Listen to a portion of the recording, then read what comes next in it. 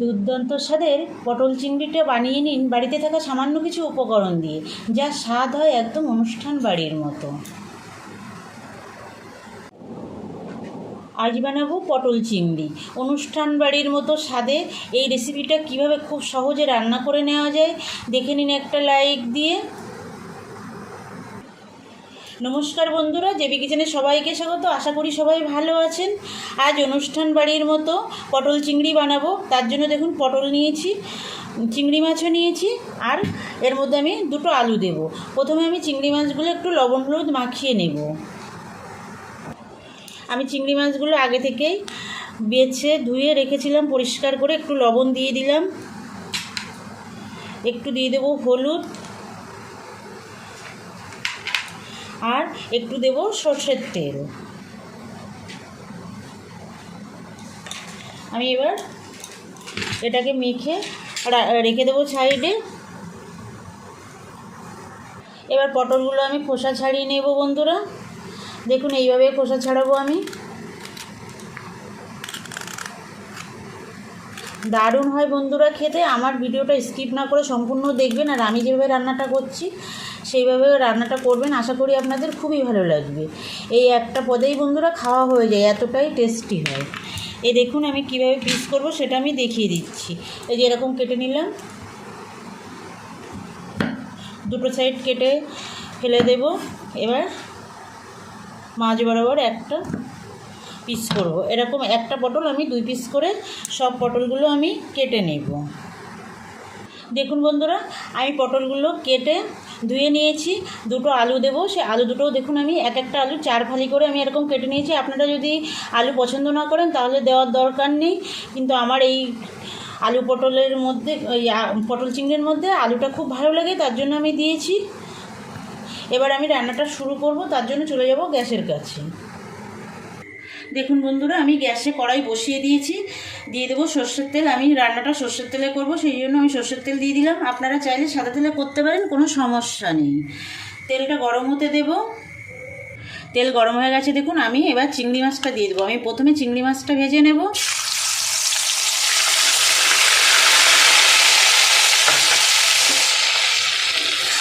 খুব কড়া করে ভাজবো না, মোটামুটি একটু ভেজে নেব। খুব কড়া করে ভাজলে চিংড়ি মাছ শক্ত হয়ে যায়, সেই জন্য মোটামুটি ভেজে নেব।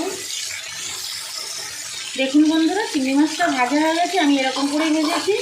এর থেকে বেশি ভাজলে কিন্তু চিংড়ি মাছটা শক্ত হয়ে যাবে। এবার আমি চিংড়ি মাছটা তুলে নেব। দেখুন এই তেলের মধ্যে আমি সামান্য একটু লবণ দিয়ে দেব। লবণ দিয়ে আমি আলুটা ভেজে নেব।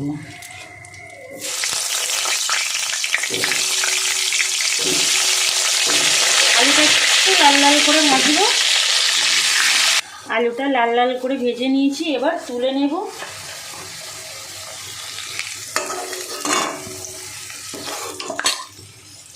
এবার আমি এই তেলেই পটলগুলো ভেজে নেব। পটলে আমি লবণ হলুদ কিছুই দেব না। লবণটা দিলে একদম পটলটা চুপসে যাবে, সেই জন্য আমি লবণ হলুদ ছাড়াই পটলটা ভেজে নেব। আমি পটল এই পরিমাণে নিয়েছি, আপনারা বাড়িয়ে কমিয়ে নিতে পারেন, তবে পটল রান্না করলে কিন্তু অনেকটাই কমে যায়, সেই জন্য আমি একটু বেশি পরিমাণে নিয়েছি। পটলগুলো একদম লাল লাল করে ভেজে নেব। দেখুন বন্ধুরা, পটলগুলো একদম লাল লাল করে ভেজে নিয়েছি, এবার তুলে নেব। আর পটলটা কিন্তু হাই ফ্লেমে ভাজতে হবে। হাই ফ্লেমে না ভাজলে কিন্তু একদম নরম হয়ে যাবে বন্ধুরা। এটা তো মশলার সঙ্গে রান্না করতে হবে, নাহলে স্বাদটাও তো ভালো আসবে না। যার জন্য হাই ফ্লেমে নেড়ে ছেড়ে ভেজে নিতে হবে এরকম লাল লাল করে। এই তেলের মধ্যে আমি আরেকটু তেল দিয়ে দেব।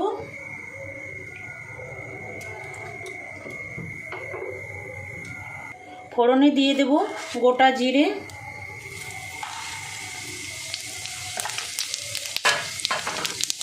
আর একটা তেজপাতা দিয়ে দেব। ফোড়ন থেকে সুন্দর একটা সেন্ট বেরিয়ে গেছে। এবার আমি দেখুন একটা মিডিয়াম সাইজের পেঁয়াজ ছোট ছোট করে কুচিয়ে রেখেছিলাম, দিয়ে দেব।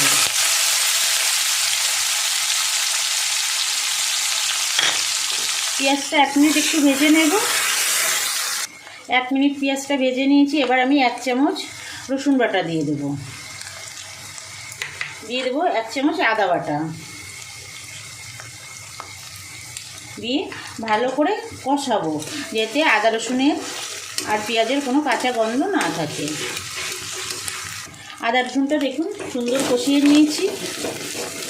এবার আমি ছোটো একটা টমেটো কুচিয়ে রেখেছিলাম, টমেটো কুচিটা দিয়ে দেবো। দিয়ে দেবো একটু লবণ,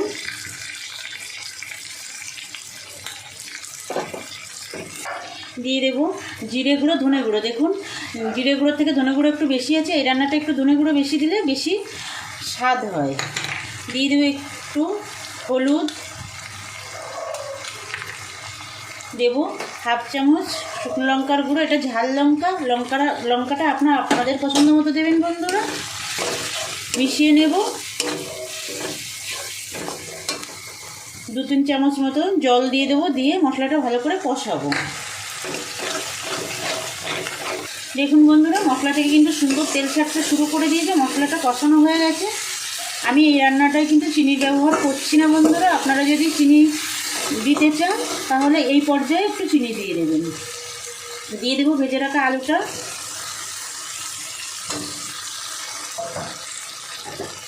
আর দেবো পটলগুলো, দিয়ে মশলার সঙ্গে ভালো করে কষাবো।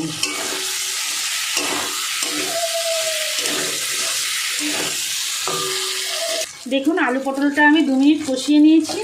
এবার আমি চিংড়ি মাছগুলো দিয়ে দেবো, ভেজে রাখা চিংড়ি মাছগুলো দিয়ে আরও 2-3 মিনিট কষিয়ে নেব। মোট আমি 5 মিনিট মতো মশলার সঙ্গে আলু পটল চিংড়িটা কষাবো। দেখুন বন্ধুরা আমি সুন্দর করে আরও 2-3 মিনিট কষিয়ে নিয়েছি চিংড়ি মাছ দেওয়ার পরে। দেখুন একদম তেল ছাড়তে শুরু করে দিয়েছে, কষানো হয়ে গেছে। আমি এবার গরম জল দিয়ে দেবো। রান্নায় গরম জল ব্যবহার করলে স্বাদ ভালো আসে, আপনারা জানেন। আমি সবসময়ই বলি আমার ভিডিওতে, যারা দেখেন তারা নিশ্চয়ই জানেন।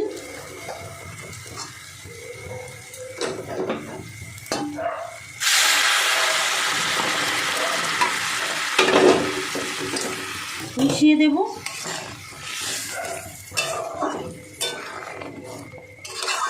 ঝোলটা দেখুন দেওয়ার সঙ্গে সঙ্গে ফুটে উঠেছে। এবার আমি স্বাদ মতো লবণটা দিয়ে দেব, তাহলে আলু পটল সব ভিতরে লবণটা ঢুকে যাবে। মশলা কষানোর সময় একটু লবণ দিয়েছিলাম, সেইটা মনে রেখে লবণটা দিতে হবে। দেখুন বন্ধুরা কালারটা কত সুন্দর এসছে, খেতেও এরকম দুর্দান্ত হয়। বন্ধুরা বানাবেন, আশা করি ছোটো বড়ো সবারই খুব পছন্দ হবে। ঢাকা দিয়ে 5 মিনিট রান্না করব।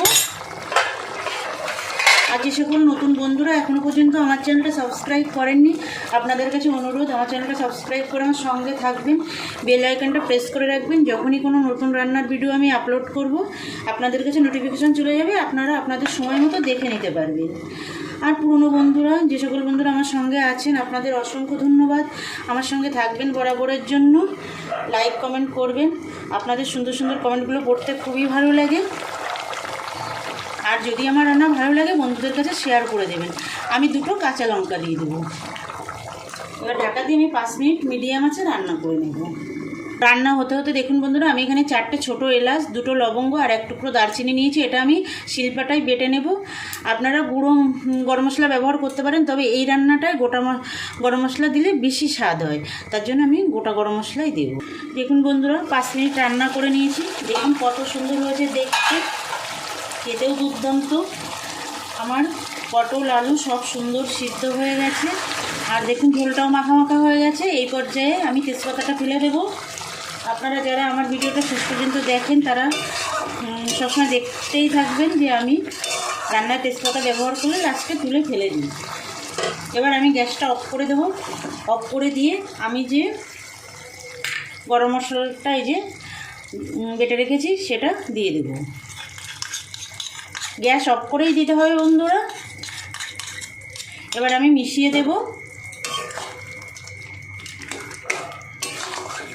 কত সুন্দর হয়েছে দেখেছেন, খেতে এরকম দুর্দান্ত হয়। ভাত রুটি পরোটা যার সঙ্গেই খাবেন না কেন দুর্দান্ত লাগে। 2 মিনিট ঢাকা দিয়ে রাখবো।